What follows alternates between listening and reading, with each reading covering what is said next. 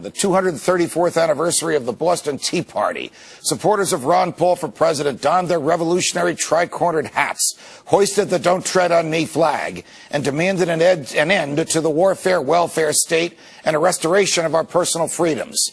They raised a record-breaking $6 million for Congressman Paul on that day on the strength of his message of peace, limited government, personal liberty, and sound money. And on that day, the modern-day Tea Party movement was born. The Tea Party was at the front of the wave that swept Republicans into Congress in the 2010 elections. Yet for the dozens who claim to stand with the Tea Party, we can count the true believers on one hand. They are a group of Republicans who rejected Speaker John Boehner's toothless anti-war, anti-Libya war resolution in favor of Congressman Dennis Kucinich's substantive resolution.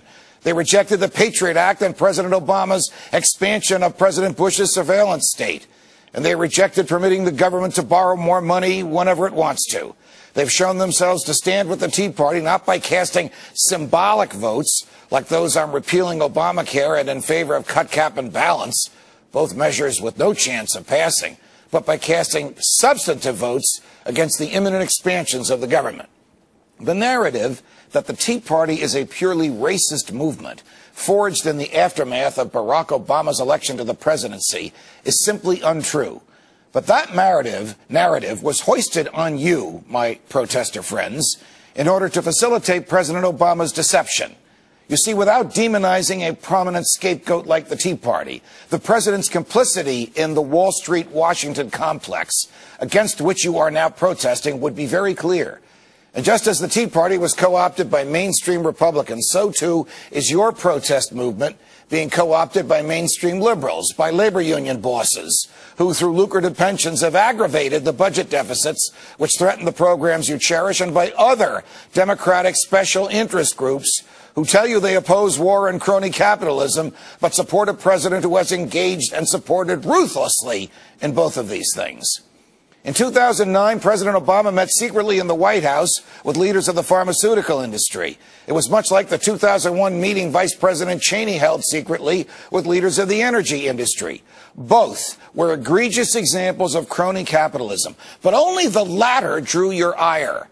Even though at President Obama's meeting, you should know this, he agreed to lock in a planned doubling of the price of pharmaceuticals in the next decade.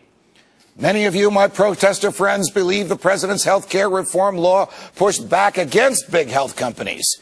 In reality, it simply formalized the crony capitalist relationship between the health care industry and the federal government, and at the same time stole your freedoms. And so here you are, a month into a protest of what you've called Liberty Park and Wall Street, and also around the country.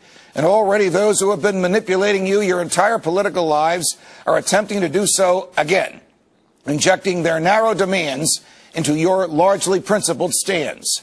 So what should your demands be? I'll tell you. But first I want to tell you this. I support wholeheartedly your right to protest against the government. It is one of our inalienable rights, and its exercise keeps our republic vibrant.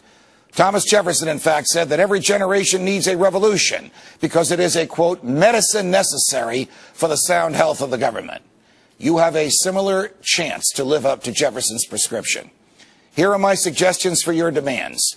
This will unite the left and the right among you and stop the feds from using your tax dollars to kill people and to pick winners and losers.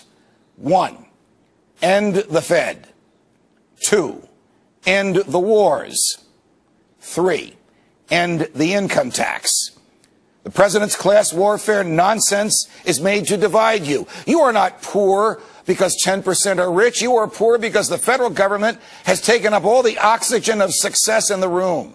You are poor because of decades of federal mismanagement that has laid ruin to our economic system. Capitalism didn't make you poor. The lack of capitalism did. Your inability to pursue your entrepreneurial dreams unmolested by the government is the crime the government has committed against you.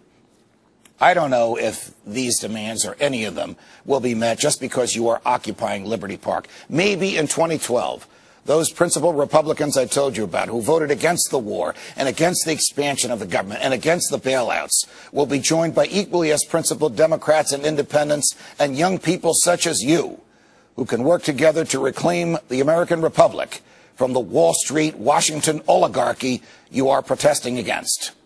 When you go home, and one day you will, think about it. It's worth a try. From New York, defending freedom, everybody's freedom, every night of the week. So long, America.